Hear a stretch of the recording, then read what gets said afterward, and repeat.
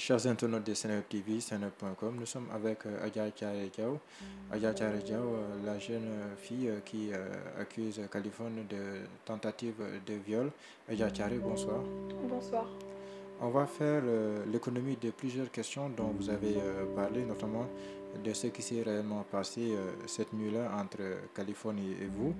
Mais il y a une question qui nous taraude. Comment est-ce que vous vous sentez après toutes ces péripéties? Je dois dire que je ne me sens pas bien, je suis traumatisée et j'ai plus une vie normale comme avant.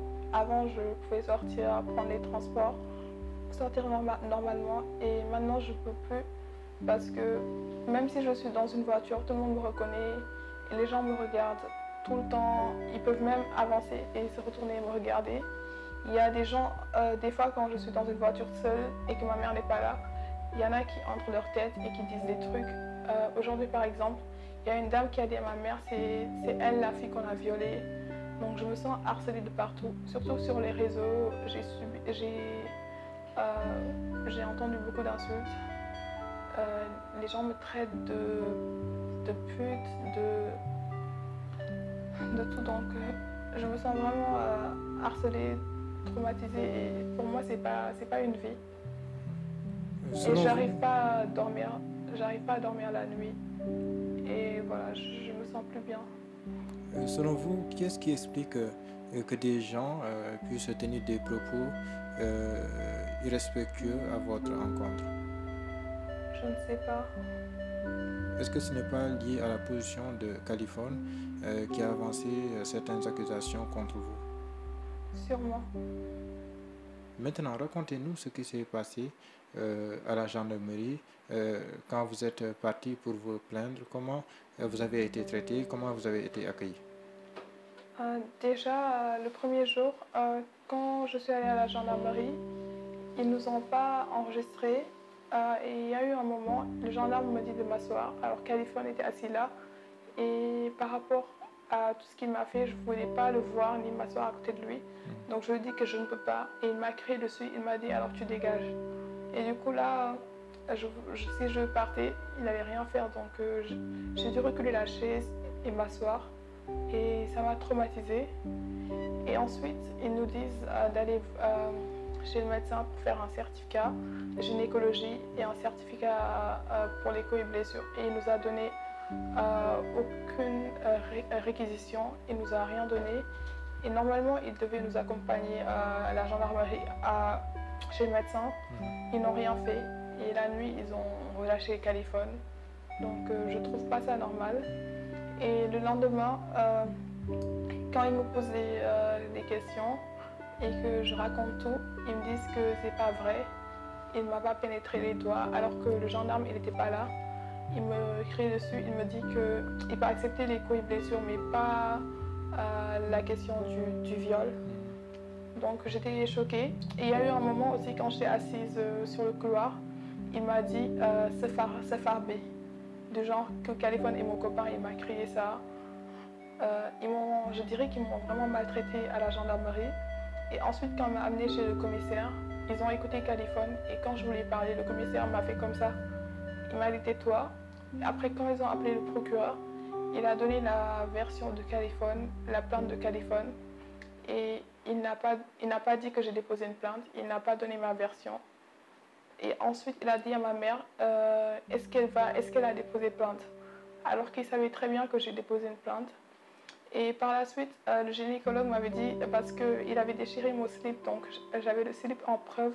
Le gynécologue m'a dit que les habits, c'est à la police de prendre des photos ou bien de prendre les preuves. Et quand je lui ai dit de prendre en photo mon slip qui a déchiré, le gendarme m'a dit, j'ai rien à te dire. Il n'a pas voulu prendre, donc je me suis dit, si je lui donne, même, il peut écarter la preuve, il peut s'en débarrasser, donc je ne lui ai pas donné. Et il faut savoir que je ne comprends pas cette lenteur judiciaire. Pourquoi ils ont...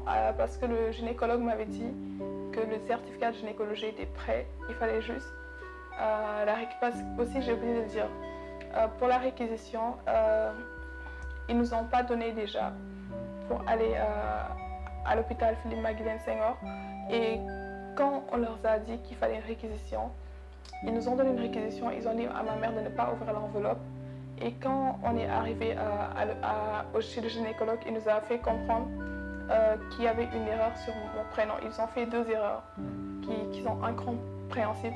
En haut, ils mettent Adja, Tian et Diao, alors que je m'appelle Adja, Tiare Diao. En bas, ils mettent Adja, Tian et Sen. Donc, ils ont fait une erreur alors que je leur avais donné ma carte d'identité.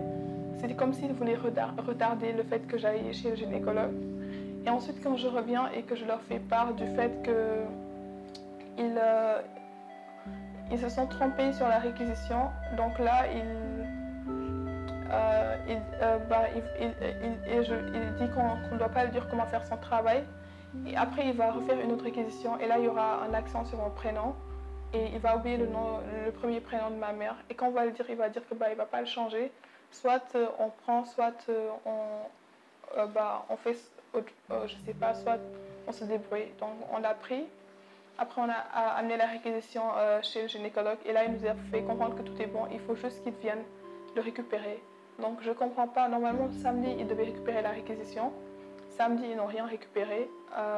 Lundi ils m'ont fait attendre de 8h à 14h. Ils m'ont rien dit.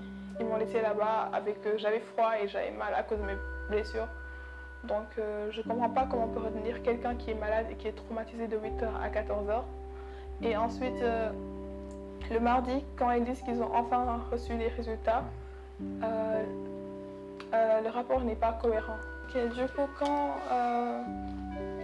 c'est finalement le mardi qu'ils nous convoquent à 15h pour nous dire que le rapport est sorti. Et quand le rapport sort, ils disent que le rapport atteste que j'ai des lésions corporelles au niveau du corps, des morsures, ainsi que de l'agression au niveau des seins, occasionnant une maltraitance qui montre que j'ai été agressée au niveau des seins.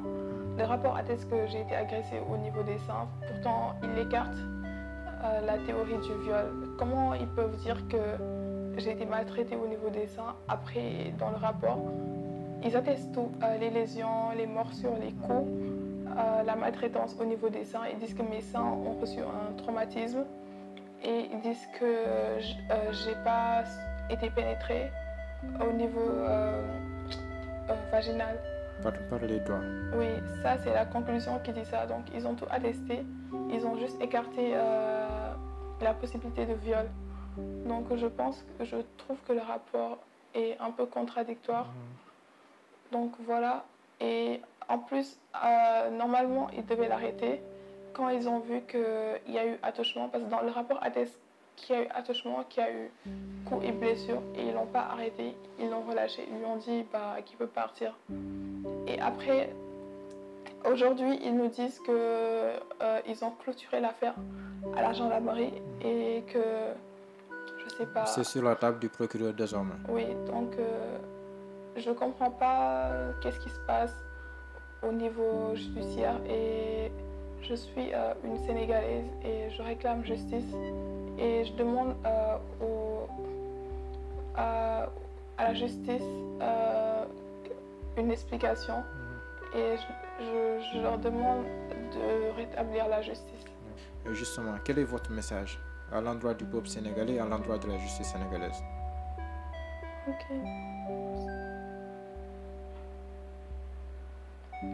Déjà aujourd'hui, j'ai déposé plainte avec constitution de partie civile au cabinet du doyen des juges, au tribunal de grande instance Oui. hors classe de Dakar et j'aimerais que justice soit faite.